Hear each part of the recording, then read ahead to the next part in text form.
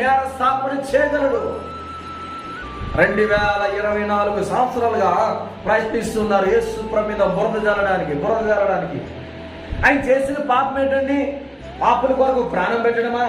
మనం మోయలేని సిలువను మోయటమా? మనం అనుభవించవలసిన శిక్షను ఆయన మనకు బదులుగా అనుభవించడమా? యేసు ప్రభు చేసిన తప్పు నేరం ఈరోజు యేసు ప్రభు కానీ ఈరోజు ఆయన కులం తక్కువ దేవుడండి. అసలు దేవుడికి కులం ఉందా?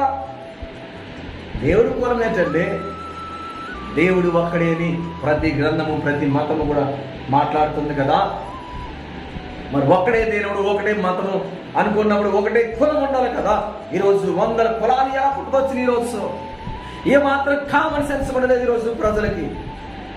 ఏమన్నంటే అంటారు కదా, వారి వృత్తుల ప్రకారం కులాలు వచ్చినాయండి. మరి అలాంటప్పుడు యేసు ప్రభు కులం తక్కువ దేవుడు ఎలా అవుతాడు? యేసు ప్రభు కూడా